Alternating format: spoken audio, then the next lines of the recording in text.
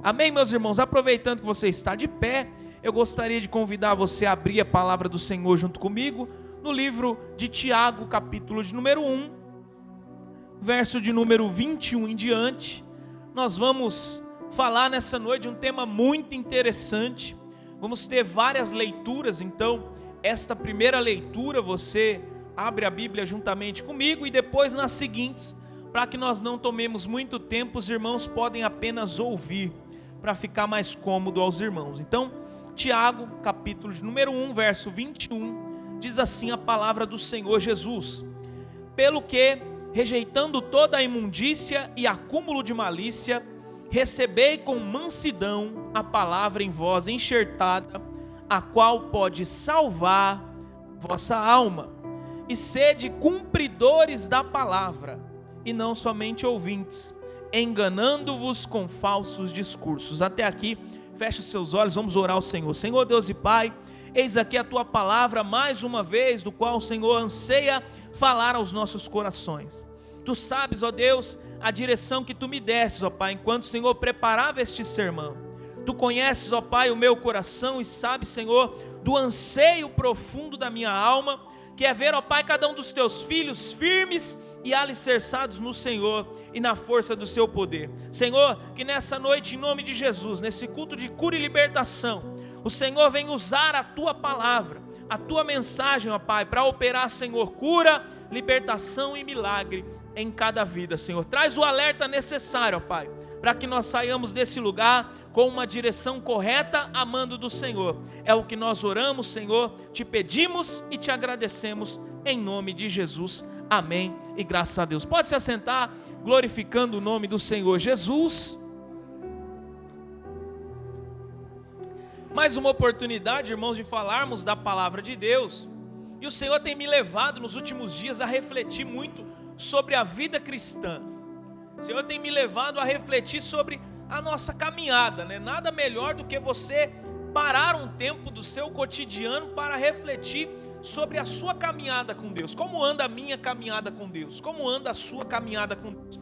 Então Deus me levou a esse texto, um texto bem interessante que diz que nós devemos ser cumpridores da palavra e não só ouvintes. E eu comecei a refletir comigo: quantos anos faz que nós servimos a Deus, que nós estamos na presença de Deus, e o que acontece com essa caminhada no decorrer dos anos? E então eu comecei a me lembrar de algumas situações e de alguns momentos que eu já enfrentei, que tendem a nos desviar do caminho, que tendem a nos manter fora do foco, fora do objetivo principal, que é, como diz a própria palavra, que venha nos salvar, que venha nos levar para o céu. E com base nisso, irmãos, eu comecei a meditar. Quando eu era ainda na época católica, nós costumamos ouvir muitas pessoas, quando você entrevista: você é evangélico ou é católico? Ele diz: eu sou católico. Mas você pratica a sua fé? Ele fala: não, eu sou um católico não praticante. Quem já ouviu isso aí? Eu já ouvi um monte de vezes. Meus pais mesmo diziam, né? Eu sou católico, mas não ia na igreja, não praticava. Apenas dizia que era católico, porque todos nós temos no coração um anseio por um Deus, por um Salvador, mas nem todos nós desejamos buscá-lo. E então, com base nisso, eu comecei a pensar: não é apenas católicos que são não praticantes, temos também, nos dias de hoje, crentes não praticantes. Então olha para alguém que está perto de você e fala assim, ó: não seja, fala com autoridade em nome de Jesus, não seja um crente não praticante. Porque, irmãos, você acha que o diabo está preocupado se você vem na igreja ou não? Não. Tem muita gente que vai no inferno vindo para a igreja. Talvez isso choca você, mas é verdade. Tem muita gente que vai no inferno vindo para a igreja, porque vir à igreja não torna ninguém salvo. O que torna alguém salvo é ouvir, como diz o texto, e cumprir a palavra. Não é apenas ouvir, só ouvir é fácil, irmãos, mas cumprir a palavra é uma decisão que cada um de nós toma, não dentro do culto, mas quando sai para fora. E a maioria tem facilidade em ouvir dentro, mas quando sai para fora não consegue cumprir. Então nós vamos ver características de um crente não praticante, ou se você quiser assim chamar, um desviado dentro da igreja. Nós vamos ver características com base na Bíblia, logicamente. A primeira característica, eu tenho uma série aqui, eu gostaria que o horário cooperasse, em nome de Jesus, vou correr um pouquinho, mas os irmãos entendam. A primeira característica de um crente não praticante ou de um crente desviado, eu queria que você falasse para alguém perto de você, quando eu paro, fala para alguém assim, ó, quando eu paro de desejar a oração. Talvez você já nesse primeiro ponto já sentiu um pouco de dificuldade aí. Porque assim, quando você entra na igreja, seu maior anseio é o quê? É falar com o Criador. Você quer falar com Deus, quer falar com Deus? Orar.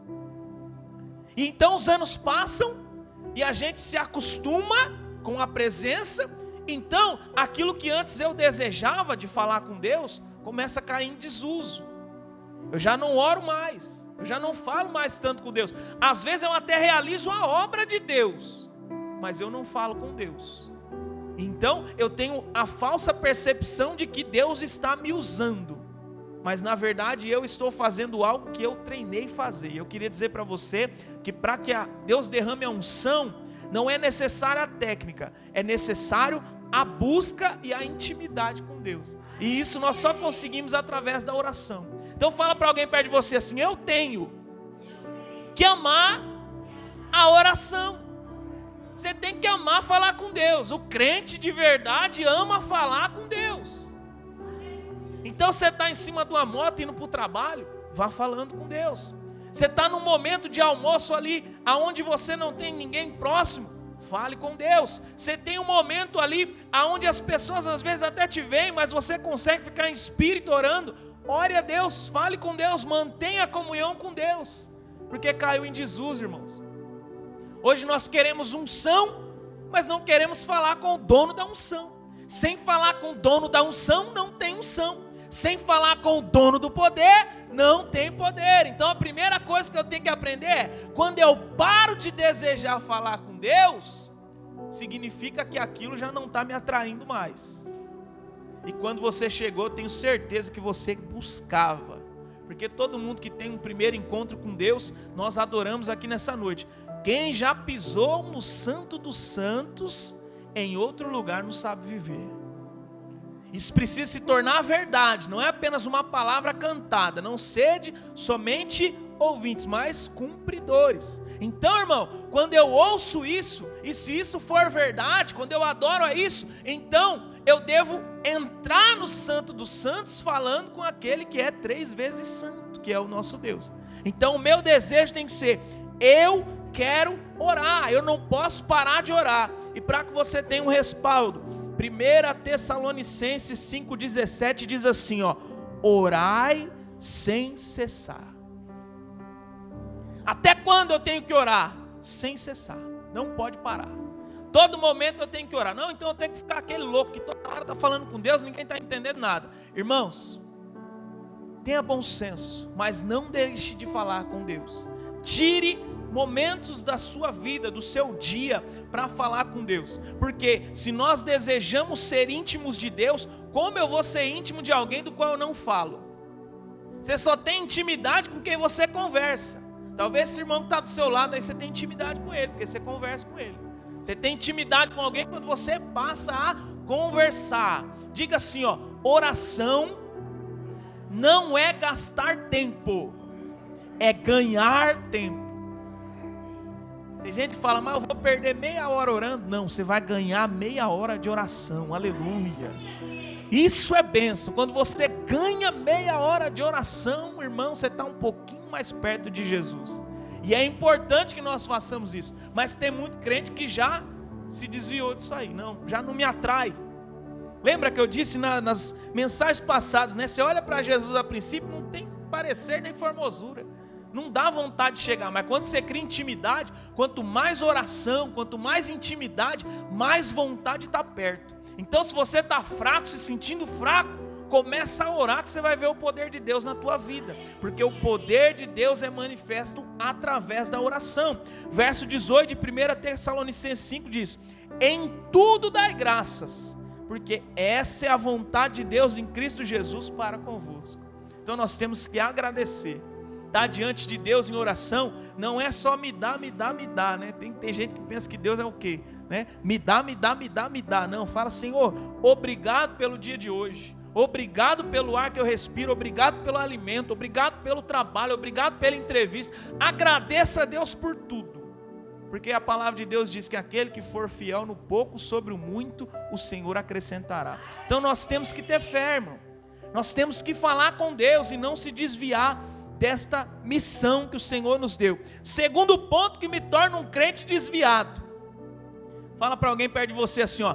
Quando eu paro de querer aprender mais da palavra e me contento com o que eu já sei.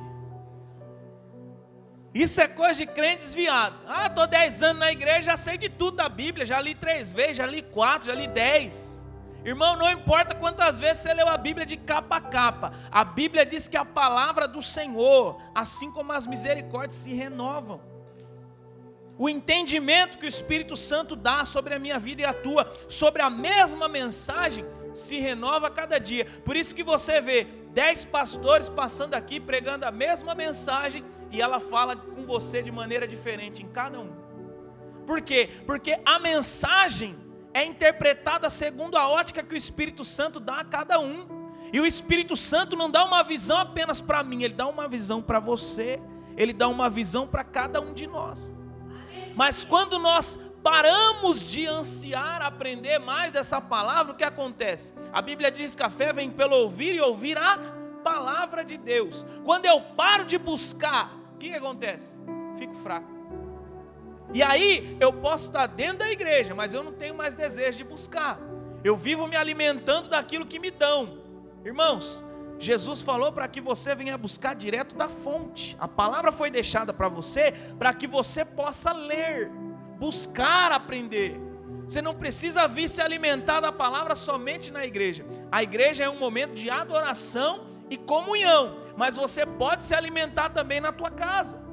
E você deve fazer isso porque quanto mais você conhece, menos heresias você engole, menos coisas erradas você engole dentro das igrejas, que infelizmente acontece, e mais você se prepara e se torna íntimo do Criador. Por quê? Porque a fé vem pelo ouvir a palavra. Mas tem gente que está dentro da igreja, mas está desviado da palavra. E é o que mais tem, infelizmente. Você pega um texto desse aqui, o povo fica perdido.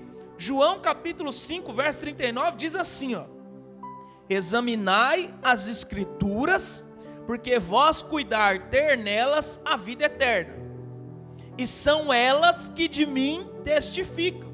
Então, o que vai falar de Jesus? O que vai falar de Deus? A palavra. Então, quando eu anseio aprender a palavra, eu aprendo mais de Deus. E quanto mais eu sei de Deus, mais desejo eu tenho de aprender sobre Ele. Irmãos, há tantas coisas para aprender, que nós vamos ir para a glória e ainda não vamos aprender tudo. Tem perguntas que você vai querer olhar, talvez nos olhos dos profetas, nos olhos dos apóstolos, e falar assim, ó, o que aconteceu? Né? Como naquela passagem, onde Jesus escreve na areia, enquanto as pessoas estavam ali para apedrejar aquela mulher, Jesus começa a escrever na areia, e no mesmo momento todo mundo sai. A Bíblia não diz o que ele escreve ali. Há uma dúvida no nosso coração, o que será que Jesus escreveu?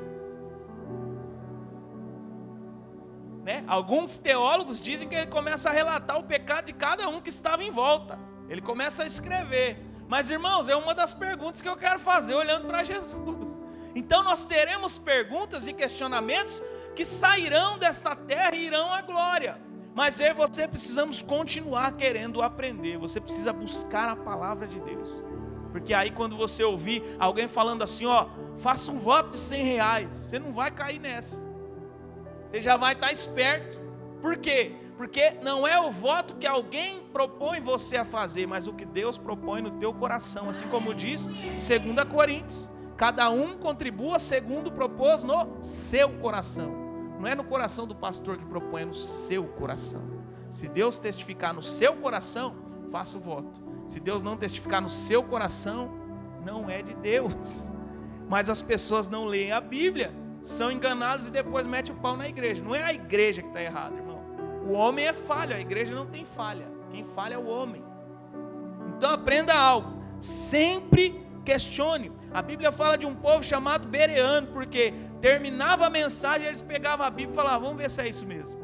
Começava a questionar os pregadores. Por quê? Eu tenho que saber se aquilo que ele está passando condiz com aquilo que Jesus queria passar, que Paulo queria ensinar, que os apóstolos queriam pregar. Mas se a igreja não anseia pelas escrituras, ela está desviada do propósito, dentro do corpo, mas desviada do propósito.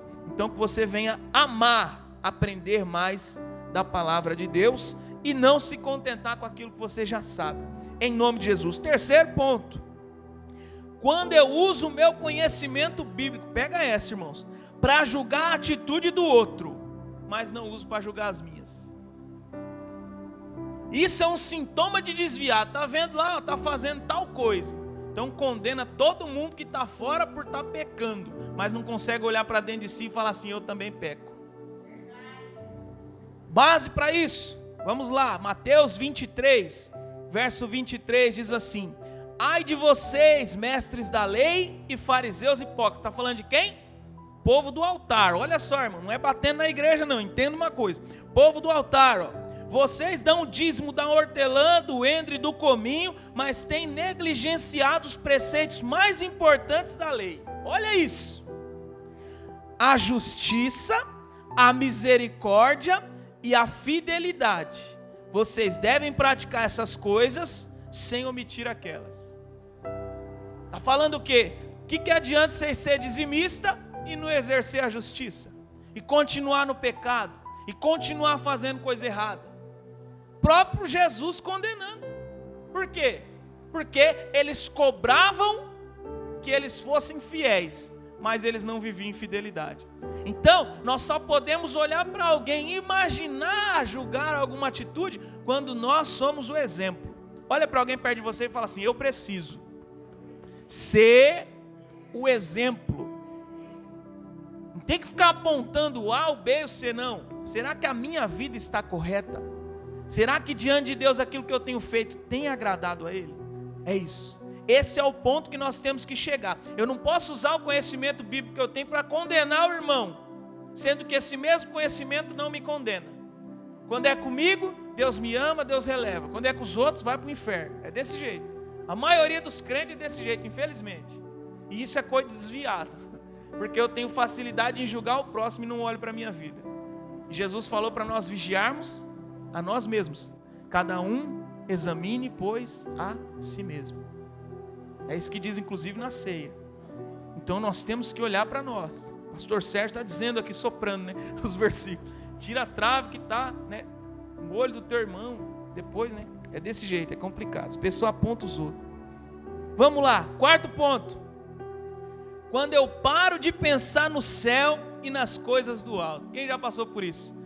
Eu estou tão preocupado com aquilo que eu estou fazendo na minha casa, no meu trabalho, com os meus filhos, né, na minha vida em si, que eu deixo de pensar na eternidade. Aquilo tem que dar certo, aquilo tem que dar certo, essa doença tem que ser curada, aquilo tem que... tudo tem que acontecer, mas a minha salvação eu deixo para lá. Quem já viveu isso aqui? Eu já vivi isso. Sem hipocrisia, irmão, não tem hipocrisia. Fala assim, eu tenho tanta coisa para fazer que depois eu cuido da salvação, depois eu cuido do ministério, depois eu cuido do chamado. Primeiro é aquilo que eu tenho que fazer agora, que eu quero fazer agora. Isso é sintoma de quem está desviado, irmão. Salmo 121 diz assim, ó, eleva os meus olhos para os montes, de onde vem o meu socorro? O meu socorro vem do Senhor que fez os céus e a terra. Por que você está preocupado? O teu socorro está lá, ó. Você não pode parar de olhar para Ele. Tem muita gente parando de olhar para o lugar da onde vem o socorro e começa a olhar, às vezes, para um gerente de banco. Tem que pegar um empréstimo. Eu tenho que fazer um financiamento. Ou para um amigo, ou para um vizinho. Casamento arrebentado, ela vai se aconselhar com a vizinha não crente, ela fala, mete o pé. É desse jeito. A vida do filho, daquele jeito, envolvido com tudo que é errado, vai se aconselhar com alguém não crente, fala, desiste. Isso aí não tem jeito não, pau que nasce torto, né? É desse jeito. E eu tenho que dizer para você que quando você estiver passando dificuldade, eleva os seus olhos para os montes. É de lá que vem o socorro, irmão. Socorro não vem de vizinho, não vem de amigo, socorro vem de Deus. Porque quando todas as pessoas falham com você, a Bíblia diz: pode uma mãe se esquecer de um filho que ainda mama, todavia eu não me esquecerei de ti, diz o Senhor. É assim que o nosso Deus diz. Ele não se esquece de nós. Irmão, eu estou arrepiado aqui, louvado seja Deus. Ele não se esquece. Ele nunca, jamais vai se esquecer de você, não importa a situação, Ele não se esquece. Às vezes a gente se esquece dele, mas Ele não se esquece. Então que você não desvie do caminho, do foco, mas persevere. Não pode parar de pensar no céu, nas coisas do céu, na vida eterna. Nós precisamos buscar isso. Quinto ponto de um crente desviado. Fala assim, ó: quando eu perco, fala aí, irmão, quando eu perco o desejo de ir no culto. Por quê? Só vai no culto quem ama a Deus. Quem não ama não vai. Só quer estar em cada culto presente ou perseverando nisso quem quer intimidade com Deus. Quanto mais relacionamento, mais intimidade. Ninguém aqui casou com alguém que via uma vez na semana, 2 vezes na semana, não. Né? Eu lembro quando eu namorava com a minha esposa, eu via ela todo dia. E se eu falar que não ia lá, o negócio ficava estreito. Por quê? Porque quem ama quer estar perto. Mas hoje não, eu sou crente, mas uma vez no mês na Santa Ceia tá bom. E aí? Que amor é esse? Que eu vejo uma vez no mês e já estou satisfeito. Então nós temos que refletir. A Bíblia diz assim no Salmo 122, verso 1: alegrei-me quando me disseram,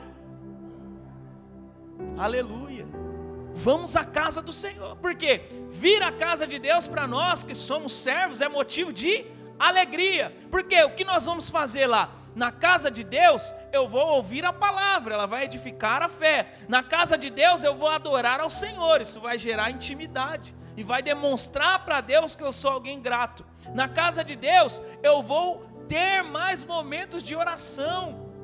Na casa de Deus é o lugar onde eu vou ser renovado, aonde eu vou buscar dons espirituais, aonde eu vou ver pessoas que têm uma outra ótica, uma outra visão. Então você não vem aqui assistir uma pregação, você vem aqui falar: meu Deus, eu já li essa palavra, mas Deus nunca me mostrou nesse sentido. É para isso que você vem aqui. E às vezes Deus vai usar até mesmo você, para no final da mensagem, pegar o pastor pelo paletó e falar assim: vem aqui, pastor, sabe aquilo que o senhor falou? Aquilo lá, Deus, quando eu li, me mostrou dessa maneira. Então você vai começar a compartilhar da palavra. É isso que Deus quer, que nós falemos da palavra e nos aprofundemos no estudo. Porque quando nós fazemos isso, o inimigo pode tentar derrubar, irmão, mas ele não consegue, porque você está firme. Não é qualquer coisa que vai te abalar, não é qualquer picuinha, problema, nós vamos chegar lá. Mas você precisa desejar ir nos cultos. Se você não está desejando mais vir na igreja, vir nos cultos, buscar a Deus, tem alguma coisa errada e não é com Deus. O problema nunca está em Deus, sempre em nós. Então é nós que precisamos nos analisar. 6º ponto: quando eu não me alegro em falar da palavra de Deus e aprender mais profundamente sobre ela. Nós acabamos de falar um pouco sobre isso. 2 Timóteo capítulo 4, verso 2 diz assim, ó: que pregues a palavra, insta a tempo e fora do tempo, redarguas, repreendas, exortes com toda longanimidade e doutrina, porque virá o tempo em que não sofrerão a sã doutrina, mas tendo comichão nos ouvidos, amontoarão para si doutores, conforme as suas próprias concupiscências, e desviarão os ouvidos da verdade, voltando-se às fábulas. Olha isso. Ou seja, as pessoas vão criar gurus e vão dizer: não, aquele lá é o bom, né? Quem você já não viu que diz assim, ó: eu gosto das mensagens do pastor fulano, do ciclano eu não gosto. Já ouviu isso aí? Eu já ouvi isso aí. Tem um monte de pastor famoso aí que diz: nossa, queria tanto que fulano viesse, eu gosto daquele pastor. Às vezes dá um pouquinho de risada, às vezes se diverte, às vezes fica feliz. Irmão, não cria guru, irmão. Não cria admiração, não se apega muito ao homem. Sabe por quê? Porque o homem cai. Quando você firma a tua fé no homem, você se frustra. E não é difícil se frustrar. Eu falo como alguém que já se frustrou N vezes. Então eu não estou pregando algo que eu não vivi, eu já vivi. Se eu olhar para alguém e falar assim: eu me espelho naquele cara, Eu quero pregar como ele, eu quero buscar a Deus como ele, eu quero ter a intimidade dele. Quando eu fui ver, roubou, fez um monte de coisa errada. E aí eu fui atrás dele, com lágrimas nos olhos praticamente. Falei, eu só espero uma coisa de você, pede perdão, cara. Você errou, assume seu erro. Só que guru nenhum assume erro. Bateu no peito, falou, eu não errei. Contou a versão dele, as pessoas que não sabiam da verdade continuaram. E infelizmente aos poucos a máscara vai caindo porque a verdade prevalece. Mas se a minha fé tivesse apenas alicerçada nele, eu tinha caído. E era amigo próximo, irmão, de fazer churrasco junto, de passar férias. Então, não alicerça a sua fé no homem. Não estou falando isso à toa. Não alicerça a sua fé em homem nenhum. Por quê? Porque vai chegar o tempo em que as pessoas não vão nem aguentar ouvir a palavra. Quando ouvir a palavra, eu falo assim, nossa, mas que mensagem dura, eu não volto mais nessa igreja, eu não quero mais. Por quê? Quanto mais leve, quanto mais fácil de levar, mais as pessoas vêm. Todo mundo quer ouvir sobre vitória. Você não vê essas igrejas cheias pregando isso aqui. Jamais. Por quê? Porque vai contra a massagem de ego que a maioria prega. E nós não estamos aqui para massagear ego de ninguém. Nós estamos aqui para pregar a palavra. Para dizer para você que você pode estar aqui e pode estar desviado. Mas há uma oportunidade, tanto para mim quanto para você, de mudar. E é para isso que nós pregamos. É para isso que nós ensinamos. Então, eu tenho que me alegrar em falar da palavra, irmão. É aquela coisa de alguém descer e você falar assim, Deus falou comigo dessa forma. E aí, aquela pessoa vai te ajudar naquilo que Deus falou contigo. Se aquilo está correto, ela vai aprender com você. Se aquilo está errado, ela vai te mostrar o porquê do erro com base na palavra. E assim nós avançamos. Porque nós só vamos nos aprofundar se houver em nós o desejo de compartilhar da palavra. Mas tem, eu ouvi até de um pastor uma vez falando sobre isso. Se na tua roda de amigos que são cristãos ou se dizem cristãos, você passar mais de meia hora e ninguém falar da palavra de Deus, pode sair dali que ali não tem amigo crente. E é uma grande verdade, irmão. Você vê roda de crente hoje em dia em fim de culto, as pessoas falam de Big Brother. As pessoas falam de novela, as pessoas falam de influenciador, falam de tudo, menos de Jesus. E aí, será que nós estamos realmente íntimos ou desviados? Então é algo que nós temos que acordar. É momento de acordar, acender o alerta. A palavra falou com você, tem crente que sai lá fora e nem lembra o que foi pregado. Por quê? Como a Bíblia diz também em outra passagem, é como se fosse um espelho. Ele olha aquela palavra, enquanto ele está se vendo, ele lembra. Mas depois que ele deu as costas, ele já esqueceu. Não lembra mais. E você só vai lembrar de algo que realmente você ama, que realmente faz diferença na tua vida. Então está faltando em nossos dias nós realmente desejarmos a palavra.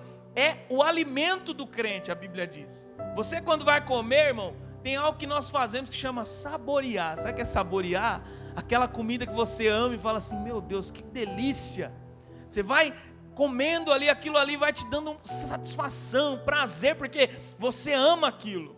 Então está faltando isso no crente, dele ouvir a palavra e falar assim, meu Deus, isso aí está me satisfazendo, está me enchendo, está me tornando saciado. Porque se você não se encher de Deus, você vai se encher daquilo que está lá fora. E quem se enche do que está lá fora, os irmãos sabem o triste fim. Mas vamos lá. Ponto 7, quando as coisas do mundo são mais atrativas que a presença de Deus. Quantos de nós não passamos por isso? Tudo que tem lá fora é melhor. Olha só, 1 João capítulo 2, verso 15 diz, não ameis o mundo nem o que no mundo há. Se alguém ama o mundo, o amor do Pai não está nele. Porque tudo que há no mundo, a concupiscência da carne, a concupiscência dos olhos e a soberba da vida, não é do Pai, mas do mundo. E o mundo passa e a sua concupiscência, mas aquele que faz a vontade de Deus permanece para sempre. Aleluia, glórias a Deus. Aquele que faz a vontade de Deus permanece. Aquele que realiza o que Deus quer permanece. Mas para muitos o mundo está mais atrativo. Você chama, vai servir a Deus, vem buscar a Deus, vem clamar a Deus, vem buscar. Pessoal, tenho isso, tenho aquilo. Acontece todo culto. Tem isso, tem aquilo, hoje não dá, vamos ver semana que vem. Né? Não estou falando isso para você desistir de chamar, estou falando que para muitos o mundo é mais atrativo, irmãos. Mas nós precisamos continuar insistindo, porque através do meu e do seu convite as pessoas um dia se entregarão. A Bíblia diz que todo joelho se dobrará e toda língua confessará que só o Senhor é Deus. Só Ele é poderoso, mas as coisas do mundo estão ficando atrativas. Principalmente para jovem. A coisa mais difícil que você consegue ver nos dias de hoje é um jovem na igreja. Por quê? Porque quando ele vê balada, quando ele vê festa, quando ele vê evento, quando ele vê as coisas lá fora, ele fica vislumbrado. É isso que eu quero para mim. E tem muito crente que está nessa visão. Às vezes ele olha para um barzinho e fala, meu Deus, aquilo ali é bom, eu vou ali. Né? E deixa o culto para lá. Vê um lugar, né? Passa aqui, toda vez que a gente passa para vir para o culto, tem aquele negócio ali, eu não sei o nome daquilo lá, acho que é Crispim, como que é o nome? Cristim. Rapaz, eu passo aquele negócio, tá lotado de gente, carro no meio da rua, aquele forféu todo, eu falo, tá vendo? Se as pessoas tivessem um entendimento, e ali, quando olha para o crente, fala, tá dizimando, tá ofertando, tá dando dinheiro para o pastor, mas gasta 200, 300 reais sentado numa mesa, tomando bebida alcoólica, Deus sabe o que mais, isso aí ninguém fala. Por quê? Porque estão amando o mundo. Aí você chega lá e chama para vir para a igreja, não, aqui está melhor. Assim é na maioria das vidas, mas nós precisamos nos atentar, porque o dia que aquilo lá atrair mais do que isso aqui, liga o alerta. Você já não está amando mais tanto a presença de Deus como deveria. Às vezes você está desviado, né? Você está aquele crente num praticante, já não quero mais ir. Já fui muito, né? Aí você vai desviando e nem se toca. Quando você se toca, já foi. Ponto 8. Quando eu pratico o pecado e essa prática já não gera dor e nem temor a Deus. Meu Deus. Sabe aquele crente que vive pecando? Fala assim, pastor, eu caí, ora por mim. Aí você ora por ele. Aí dá mais 2 semanas, pastor, caí de novo. Eu lembro quando eu aconselhei, era difícil, irmão. O jovem namorava lá no mundo, né? Os irmãos sabem o que aconteceu. E aí vem para a igreja, começa, não, eu vou lutar, eu vou parar, eu vou fazer de tudo para parar. Aí numa semana, pastor, ora por mim, eu caí. Aí vem ele e a irmãzinha, a gente ora. Aí dá mais 2 semanas, pastor, né? Sempre um pouquinho antes da ceia, né? Jovem é uma benção. Um pouquinho antes da ceia, pastor, ora por mim que eu caí. Aí você vai, ora pelo abençoado. Fala, irmão, ide não peques mais. A Bíblia fala isso. Ide não peques mais. Aí o irmão, 1 semaninha antes da ceia, pastor, ora por mim. E fica naquela luta, né? Cai, levanta, parece um manquitola. Cai, levanta, né? Mas a gente vai levando no banho-maria e fala, marca a data do casamento, abençoado. Faz isso. Tenha fé, né? Age, toma uma atitude, porque se não for assim, não vai. Você está vendo que não dá mais? Casa. Misericórdia. Então é assim, irmão. Por quê? Porque as pessoas já estão praticando o pecado e já não tem mais o sentimento de arrependimento. Por quê? A Bíblia fala aí de não peques mais. Mas o que o irmão faz? Ele peca, aí dá mais um tempo, pecou de novo, ele vem de novo. Ele acha que a gente vai passar água benta nele, ele vai para o céu. Não é assim que funciona. A gente precisa de um arrependimento genuíno, não de remorso. O cristão hoje em dia ele vive de remorso em remorso. Hoje eu me arrependo, amanhã eu estou no pecado. Hoje eu me arrependo, amanhã eu estou de novo. Né? Carnaval está aí, vamos ver. Misericórdia, né? Um monte de crente que vai sair da igreja e vai lá no carnaval. É só por Deus, o negócio é feio. É, irmão, por quê? O mundo está aí, ele é atrativo, mas será que nós estamos firmes? Porque quem está firme não vacila, né? Ele não deixará, né, Deus quenejar o teu pé, né? Deus que te guarda não dorme, assim diz a palavra, mas tem gente que está meio, né? Me segura Jesus, começa a ouvir uma musiquinha, né? Me segura Jesus, né? Não é fácil não, irmão, então nós temos que firmar os passos, nós não podemos praticar o pecado e aquilo já não gerar dor em nós. Por quê? Quando eu erro, eu tenho que entender que o pecado é eu errar o alvo. Deus queria que eu fizesse isso, eu fiz aquilo. Aí não é só chorar também, tem que se arrepender. Porque se eu só chorar, é remorso, né? É aquele cara que fala assim, eu matei, eu me arrependo agora, mas já está morto. E aí? Tem consequência. Assim é o pecado. Não adianta o cara falar assim, eu traí minha mulher, mas eu estou arrependido. E a consequência? E aí? E o filho fora do casamento? E a situação toda que foi gerada. Então, as pessoas estão muito acostumadas com esse negócio. Não, Deus perdoa. Perdoa, só que as consequências. Ninguém fala de Davi, né? E nós vamos entrar em Davi aqui, Salmo 51, verso 4 diz assim, contra ti somente pequei e fiz o que até os olhos é mal, para que seja justificado quando falares e puro quando julgares. Esse Salmo 51 é um salmo de arrependimento de Davi. Depois que ele peca com Batseba, lá, os irmãos conhecem a história, que aí, através daquela situação, mulher de Urias lá, através daquela situação ele mata Urias e nasce um filho, os irmãos sabem.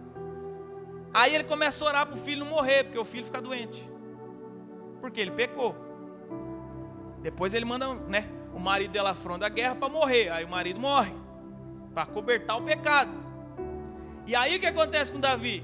O filho fica doente, ele começa a orar para que Deus cure o filho, mas era o filho do adultério. Então, ele ora para que Deus cure o filho, jejua, consagra, sabe o que Deus faz? Permite que o filho morra. Por quê? Porque a justiça de Deus precisa ser exercida. E quando o filho morre, ele se levanta, mas ele vai de novo a Deus e depois escreve esse salmo, aonde ele diz: não retira de mim o teu Espírito Santo. Por quê? Até então ele via que estava fazendo tudo errado, então ele pede o perdão a Deus e verdadeiramente se arrepende, porque enquanto o filho estava vivo, era remorso. Deus sabe como tratar as nossas vidas. Davi não foi um homem segundo o coração de Deus porque não pecava, muito pelo contrário, ele era muito pecador, assim como eu e você. A diferença é que ele sabia o momento de se arrepender, de reconhecer o seu erro. E é o que falta em muito crente hoje, de olhar para dentro de si e falar assim: eu errei, me perdoa, Deus, eu não vou fazer mais, eu valorizo a tua presença. Era isso que Davi fazia. E quando Davi chegou a Deus e escreveu esse salmo, depois se os irmãos quiserem ler, eu recomendo muito a leitura. Ele fala para Deus: se você quiser arrancar tudo, pode arrancar, arranca o reino, tira tudo, só não tira o teu Espírito Santo, porque ele sabia que sem o Espírito Santo ele não podia viver.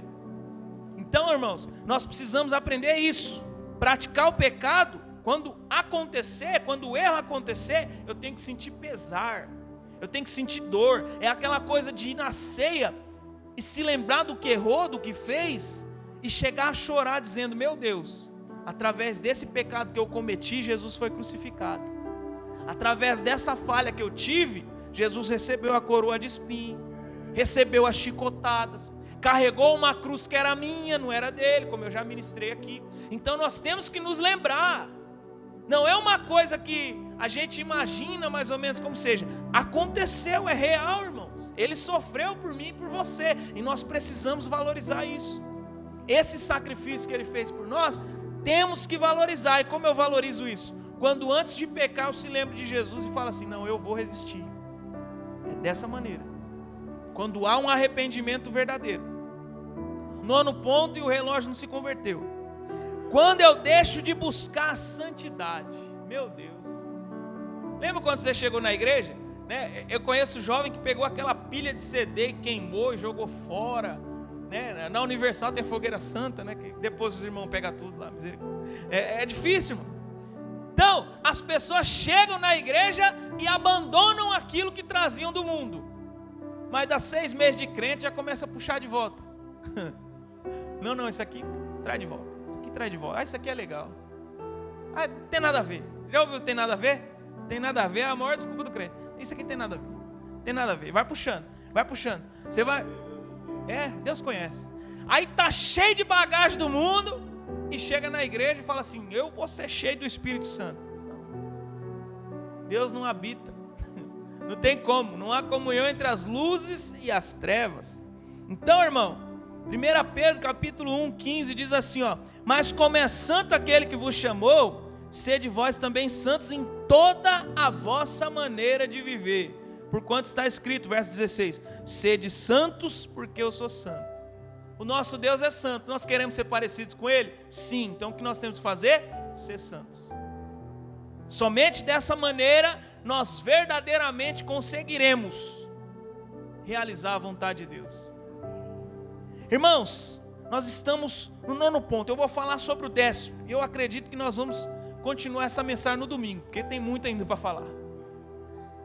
10º ponto diz assim: quando eu vivo buscando o melhor desse mundo, dinheiro, bens, posses, esqueço de buscar o reino. Mateus 6,19 diz: não ajunteis tesouros na terra, onde a traça e a ferrugem tudo consomem, e onde os ladrões minam e roubam, mas ajuntai tesouros no céu, onde nem a traça nem a ferrugem consomem, e onde os ladrões não minam e nem roubam. Tem gente que vive buscando o melhor da terra e não o melhor do céu.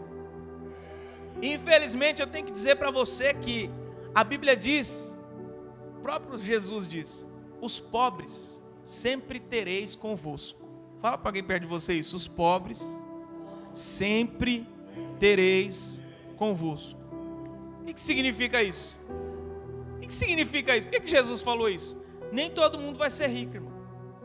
Nem todo mundo. E riqueza é algo muito relativo. Sabe por que é relativo? Porque aquilo que é riqueza para mim, se você pegar uma outra pessoa, pode não ser nada para ele. Assim como você, quando olha para a sua vida, diz assim, eu não tenho nada. Né? Tem até uma frase que o pessoal brinca, não é legal, mas vou citar aqui para os irmãos entenderem. Sabe aquelas pessoas que falam, eu não tenho nada? E aí acontece aquelas fatalidades de enchente que leva tudo embora, né? Aí ela fala assim, meu Deus, perdi tudo. Né? Até então não tinha nada, aí agora vira, não perdi tudo. Por quê? Porque não valoriza o que tem. Então, o ponto principal que eu queria dizer é justamente esse.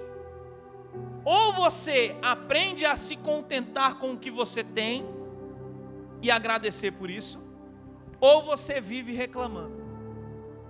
Só tem essas duas maneiras de viver. Estou falando aqui para os irmãos parar de buscar um conforto melhor para a família. Misericórdia é o que você mais tem que buscar na sua vida. A presença de Deus, porque o conforto Deus vai entregar. A Bíblia diz, buscar em primeiro lugar o reino de Deus e a sua justiça, e as demais coisas serão acrescentadas. Então se não buscar o reino, não tem as demais coisas. Ah, mas por que os ímpios têm? Porque o mundo jaz do maligno, então o maligno dá, mas quando ele cobra, a conta é alta. Porque Jesus pagou o preço pelos santos, mas pelos ímpios é feita uma breve expectação, como diz a Bíblia, né? De fogo e ranger de dentes. É um lugar especial no inferno separado para eles. Então, agradeça a Deus pela humildade na terra e riqueza no céu. Essa sim você deve buscar. Porque na terra, irmão, como nós lemos aqui, ó, a traça e a ferrugem tudo consome. Os ladrões minam e roubam. Mas quando nós ajuntamos tesouro no céu, nem traça, nem ferrugem, nem ladrão, nada pode tomar o que Deus tem na minha vida e na tua. Então que eu e você, nessa noite, peguemos esses 10 pontos que foram citados e reflitamos. E eu queria que você olhasse para alguém e falasse assim, ó, domingo tem mais. Aleluia. Se coloca de pé em nome de Jesus. Glórias a Deus.